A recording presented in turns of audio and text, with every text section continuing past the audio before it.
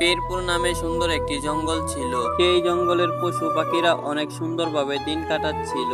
তারা সারাদিন একে অপরের সাথে গল্প করে দিন কাটাতো। বীরপুর নামে জঙ্গলের রাজা ছিল সিংহ।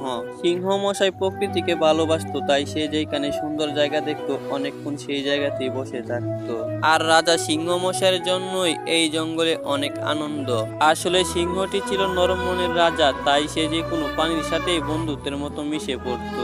আর সেই জঙ্গলের রাজার মন্ত্রী ছিল বাঘ। সে যেমন শয়তান তেমনই খারাপ। অযথাই জঙ্গলের প্রাণীদের সাথে খারাপ ব্যবহার করত আর তাদেরকে আজে বাজে কথা বলতো। এভাবেই সুখে দুঃখে বীরপুর প্রাণীদের জঙ্গলের দিন কাটছিল। কিন্তু হঠাৎ একদিন রাজামশাই সব প্রাণীদেরকে ডেকে বলল, শোনো আমার প্রজারা, তোমরা তো জানো আমি প্রকৃতি পছন্দ করি, তাই আমি ভেবে নিয়েছি আমি একটু ঘুরে আসবো। আর তোমরা তো জানোই আমাদের জঙ্গল বাদে অন্য অন্য জঙ্গলের কত উন্নত, দেখে আসি আমিও করব উন্নত। তা না হয় বুঝলাম রাজামশাই, আপনি ঘুরতে যাবেন, কিন্তু আপনি ঘুরতে চলে গেলে আপনার রাজ্য কে চালাবে? কি বলছো এইসব? আমি চলে গেলে আমার মন্ত্রী চালাবে রাজ্য। কি বলো মন্ত্রী, তুমি চালাবে না আমার রাজ্য? আমি তোমাকে দিয়ে যাব এই রাজ্যের ভার। হ্যাঁ হ্যাঁ, অবশ্যই রাজামশাই, আপনি যদি রাজা হয়ে মন্ত্রীকে রাজ্যের ভার দিয়ে যান, আমি অবশ্যই চালাবো আপনার রাজ্য রাজামশাই। সিংহ মশাই সিদ্ধান্তটি প্রজাদের পছন্দ হয় নাই। বাঘ রাজা হবে বলে সেইখান থেকে সবাই চলে গেল। তারা রাজাকে এই ঘটনাটি বলতো। প্রজারা রাজাকে অনেক ভালোবাসে বলেই সেইখান থেকে চলে আসলো। ওইদিকে রাজা মশাই ঘোড়ার পিঠে বসে জঙ্গল থেকে ভ্রমণের উদ্দেশ্যে বের হতে লাগলো। আর রাজা মশাইয়ের মন্ত্রী বাঘ জঙ্গলের শেষ সীমানা পর্যন্ত রাজা মশাইকে ছেড়ে দিয়ে আসলো। রাজা মশাই জঙ্গল থেকে বেরিয়ে গেল, বাঘ সেইখানেই থেমে গেল। এই মূর্খর দল শিয়াল আর গাভী, তাড়াতাড়ি যা, আমার জন্য 2টি মুরগ ধরে নিয়ে আস, আমার অনেক খিদে পেয়েছে, আমি বলছি তাড়াতাড়ি যা। একই মন্ত্রী মশাই, রাজা মশাই চলে যেতে আপনি আমাদের সাথে এরকম ব্যবহার কেন করছেন? মন্ত্রী মশাই, এটা অন্যায়। আমাদের রাজা চলে গেছে বলে আপনি আমাদের সাথে এরকম ব্যবহার করতে পারেন না। দেখ শিয়াল আর গাভী, আমি ভালোই ভালোই বলে দিচ্ছি, আমাকে চিনিস না, আমার জন্য 2টি মুরগ ধরে নিয়ে আস, আর না হলে তোরা দুটিকে আমি শিকার করে নেব। এখন রাজাও নেই।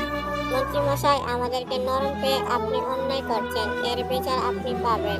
আপনি যেভাবে অর্ডার দিচ্ছেন, আজ পর্যন্ত আমাদের রাজা মশাইও আমাদেরকে এইভাবে অর্ডার দেয়নি। মূর্খ শিয়াল আর গাভী, কাকে মন্ত্রী বলছিস? আমি আজ থেকে তোদের রাজা, আমার অর্ডার না শুনলে আমি তোদের দুজনকেই মেরে ফেলবো, চিনিস আমাকে? এইরকম কথা শুনে তখন শিয়ালটি বলল, দেখো গাবি, এখন আমাদের কিছু করার নেই। চলো আমাদের মন্ত্রী মশাইয়ের কথা মেনে নেই, আর না হলে জীবন হারাবো। 2টি মুরগি তো চলো ধরে নিয়ে আসি। এরপর শিয়াল আর গাবি একটি মুরগি ধরে মন্ত্রী মশাইয়ের কাছে নিয়ে দিল। তারা দুইজন একটি মুরগি ধরেছে বলে মন্ত্রী মশাই তাদের সাথে কাপজাপ শুরু করলো। মন্ত্রী মশাই ছিল অনেক খারাপ মানুষ, তাই এই সুযোগে শিয়াল আর গাবিকে অনেক ধুয়ে নিল। এই মূর্খ প্রাণীদের দল, তোরা আজকের ভিতর জঙ্গল ছেড়ে চলে যাবি, আর না হলে তোদেরকে এক এক করে জঙ্গলে কেটে পানিতে ভাসিয়ে দিব। আজ সন্ধ্যা হওয়ার আগেই তোরা জঙ্গল ছেড়ে চলে যাবি, আমি যাতে রাতে জঙ্গলে না দেখি। না না মন্ত্রী মশাই, এটা হতে পারে না। এটাই আমাদের জঙ্গল, এখানেই আমাদের মাটি, এখানেই আমরা জন্মেছি। এই জঙ্গল ছেড়ে আমরা চলে যেতে পারি না। আমাদের রাজা মশাই আজ পর্যন্ত এমন কিছু বলেনি। দেখ তোর রাজা মশাই মূর্খ, আমি তো আর মূর্খ না। আমি আজ সন্ধ্যা পর্যন্ত তোদের চলে যাওয়ার জন্য সময় দিচ্ছি। তোরা যদি এই জঙ্গল ছেড়ে না যাস, আমার থেকে খারাপ আর কেউ হবে না, তাই ভালোই ভালোই চলে যাস। আর সব প্রাণীদেরকে বলে সাথে করে নিয়ে যাস। আমি যদি রাতে কাউকে পাই, তাহলে আমার এই ছুরি দিয়ে তার গর্দান কাটবো। এইরকম কথা বলে তখন মন্ত্রী মশাই সেইখান থেকে চলে আসলো। আগে এক এক করে জঙ্গল থেকে প্রাণীগুলোকে বের করে দিই, এরপর রাজা আসুক, রাজার গর্দান কেটে এই জঙ্গলের রাজা আমি হয়ে যাব। বাঘ মন্ত্রী মশাই এইরকম কথা বলে তখন সে তার গুহায় চলে যেতে লাগলো। এর কিছুক্ষণ পরেই সূর্য ডুবে গেল আর অন্ধকার নেমে আসলো। অন্ধকার রাতে শিয়াল গাবি হাতি তারা তিনজন মিলে গল্প করছিল, আর তখনই সেখানে বাঘ চলে আসলো। এই মূর্খ প্রাণীদের দল, তোরা এখনো জঙ্গল ছাড়িসনি? তোদেরকে তো সন্ধ্যা পর্যন্ত টাইম দিয়েছিলাম, তোদেরকে ওই বিড়াল কুকুর এগুলো বলিনি তাড়াতাড়ি জঙ্গল ছাড়? এইরকম কথা শুনে তখন ইঁদুরটি কাছে গিয়ে বলল, দেখুন মন্ত্রী মশাই, আপনি আমাদের জঙ্গল থেকে এভাবে তাড়িয়ে দিতে পারেন না। আর তাছাড়া আমাদের রাজা এখনো ফিরে আসেনি। রাজা বললে আমরা এই জঙ্গল ছেড়ে চলে যাব, তাই আমরা আপনার কথা মানতে রাজি নই। আপনি মন্ত্রী মশাই মন্ত্রীর মতো থাকবেন, এত কথা কেন বলেন আমাদের সাথে? এইরকম কথা শুনে মন্ত্রী মশাই অনেকটাই রেগে গেল আর ছুরিটি দিয়ে হাতিকে মেরে ফেললো। হাতিকে মারার পর মন্ত্রী মশাই শিয়াল আর গাভীর উপর অনেক কাবজাব করছিল, তাই তারা ভয়ে সেখান থেকে পালিয়ে গেল। হাতি মারা গেছে, এখন শিয়াল আর গাভীও দুজি মরে যায়, তাই তারা ভয় পেয়ে অনেক জোরে দৌড়াতে লাগলো। তারা নিজের জীবন বাঁচাতে অনেক জোরে জোরে দৌড়াচ্ছিল। দৌড়াতে দৌড়াতে তারা ক্লান্ত হয়ে এক জায়গায় দাঁড়িয়ে পড়লো। তারা দুইজন দৌড়ে ক্লান্ত হওয়ার জন্য অনেক জোরে জোরে শ্বাস নিচ্ছিল। তারা দুইজন অনেকটাই ক্লান্ত হয়ে গিয়েছিল, এমনকি তারা হাঁটতেও পারছিল না। তখন শিয়ালটি বলল, দেখো গাবি, আজকে রাতটা আমরা এখানে থেকে যাই, সকাল হলে এই জঙ্গল ছেড়ে দিব, আর না হয় আমরা বাঁচতে পারবো না। এইরকম কথা শুনে তখন গাভী বলল, ওকে শিয়াল, তুমি একটি ভালো উপায় দিয়েছো। চলো আমরা এই জঙ্গলে বসে আজকে রাতটা পার করে নিই, পরে সূর্য ওঠার আগে জঙ্গল থেকে বেরিয়ে পড়বো। এইরকম কথা বলে আজকে রাতটি কাটানোর জন্য তারা সেই জঙ্গলের মাঝখানেই বসে পড়লো। আর তারা সেই জঙ্গলেই বসে পুরো রাতটি কাটিয়ে নিল। এর কিছুক্ষণ পরেই সূর্য ওঠা শুরু করলো আর তারা জঙ্গল ছাড়তে লাগলো। হালকা হালকা অন্ধকার থাকতেই তারা মন্ত্রীর ভয়ে জঙ্গল থেকে বেরিয়ে আসলো। তারা কোথায় যাচ্ছিল সেটা তারা নিজেরাও জানতো না। তাদের ভাগ্য ছিল অনেক ভালো, তাই তারা রাজামশাইয়ের দেখা পেয়ে গেল।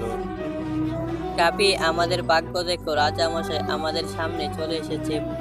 হ্যাঁ, সেটাই তো দেখছি। যাক, অনেক ভালো হয়েছে। বুড়া, তুমি তোমার জঙ্গলে চলে যাও। অনেক ধন্যবাদ তোমাকে আমার সাথে থাকার জন্য। কি হয়েছে শিয়াল আর গাভী, হঠাৎ তোমরা এইদিকে কেন আসলে জঙ্গল ছেড়ে? কি হয়েছে তোমাদের? তোমরা কি জঙ্গল ছেড়ে আমাকে এগিয়ে নিতে আসছো, নাকি জঙ্গলে কোনো সমস্যা হয়েছে? এইরকম কথা শুনে তখন শিয়ালটি মন্ত্রী মশাইয়ের সব ঘটনা রাজামশাইকে খুলে বলতে লাগলো। বাঘ মন্ত্রী তাদেরকে কিভাবে জঙ্গল ছাড়া করেছে, তাদের ইঁদুর বন্ধুকে কিভাবে মেরে ফেলেছে, এইরকম সব ঘটনা রাজামশাইকে খুলে বলছিল।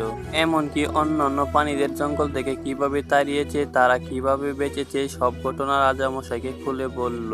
এইরকম ঘটনা শুনে তখন রাজা বলল, কি বলছো? ওই বাঘের এত বড় সাহস! আমি ওকে আমার রাজ্যের বাইরে দিয়েছিলাম আর ও আমার প্রজাদেরকে অত্যাচার করেছে। তোমরা কোথাও যেও না, আমার সাথে চলো জঙ্গলে।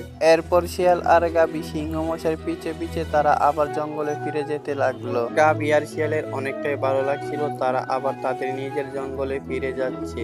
রাজা মশাই একেবারে সরাসরি তার মন্ত্রী বাঘের গোয়ায় চলে আসলো আর বাঘটি দেখে অবাক হয়ে বলল, কি শিয়াল আর গাভী, তোমরা? রাজামশাই, আপনি কখন চলে আসছেন? আমাকে জানালেন না আপনি? আমি গিয়ে আপনাকে এগিয়ে আনতাম। কি হচ্ছে এসব মন্ত্রী? আমি কি শুনছি তোমার নামে? তুমি নাকি একটি প্রাণীকে হত্যা করেছো, আবার আমার প্রজাদেরকে জঙ্গল ছাড়া করেছো। কিন্তু কেন? আমি কি তোমাকে আমার প্রজাদের বাড়ি দিয়ে গিয়েছিলাম? আমি তোমাকে রাজ্যের বাড়ি দিয়ে গিয়েছিলাম। তুমি আমার প্রজাদের সাথে কেন এরকম ব্যবহার করলে?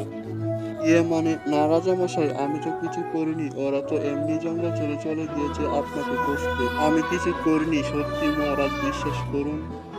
চুপ মন্ত্রী, তোমার লজ্জা করে না এরকম ব্যবহার করে আবার অস্বীকার যাও? তোমার বিষয়ে আমি অনেক শুনেছি। আর না, তোমাকে আমি জঙ্গল ছাড়া করব। আমি ভালো রাজা বলে তোমাকে জঙ্গল ছাড়া করছি। অন্য কোনো রাজা হলে তোমাকে শুলে চড়াতো। তুমি যে কাজটা করলে, আমি কি তোমাকে এইসব করতে বলে গিয়েছিলাম? এইরকম কথা শুনে তখন মন্ত্রী বলল, রাজামশাই, আমাকে মাফ করে দিন, আমার ভুল হয়ে গেছে। এরকম ভুল আর কোনোদিন হবে না। আসলে আমি আপনাকে মেরে জঙ্গলের রাজা হতে চেয়েছিলাম, তাই আমি জঙ্গলের সব প্রাণীদেরকে তাড়িয়ে দিচ্ছিলাম। আমাকে মাফ করে দিন প্লিজ মহারাজ। চুপ স্বার্থপর মন্ত্রী, তোমার মুখে দিয়ে এইসব কথা আসে কিভাবে? এত বড় ভুল করে তুমি বলেছিলে না আমার প্রজাদেরকে মেরে খেয়ে নিবে। এখন আমি তোমাকে স্বীকার করবো, তুমি আজকের ভিতর এই জঙ্গল ছেড়ে চলে যাবে। দেখ বেমান বাঘ, তোর ভালোর জন্যই বলছি, এই জঙ্গল ছেড়ে চলে যা। আর না হলে আমি তোকে টুকরো টুকরো করে মাংস বেটে দিব জঙ্গলের প্রজাদেরকে। রাজা মশাইয়ের হুমকি শুনে বাঘ অনেকটা ভয় পেল আর সে নিস্তব্ধ হয়ে দাঁড়িয়ে ভাবলো তাকে জঙ্গল ছেড়ে দিতেই হবে। যেমন ভাবনা তেমন কাজ। মন্ত্রী মশাই সঙ্গে সঙ্গে সেই জঙ্গল ছেড়ে চলে গেল। মন্ত্রী মশাই জঙ্গল ছেড়ে দেওয়ার কথা শুনে যে প্রাণীরা জঙ্গল ছেড়ে চলে গিয়েছিল সেই প্রাণীরা আবার রাজা মশাইয়ের জঙ্গলে চলে আসছিল। প্রাণীরা অনেক খুশি ছিল মন্ত্রী চলে যাওয়াতে। মন্ত্রী বাঘ চলে যাওয়ার পর জঙ্গলটি আবার সুন্দরভাবে গড়ে উঠতে লাগলো। তারা আগের মতোই গল্প গান করে জঙ্গলে সুন্দর করে বাঁচতে লাগলো। তো ভিউয়ার্স, আজকের মতো এখানেই বিদায় নিচ্ছি।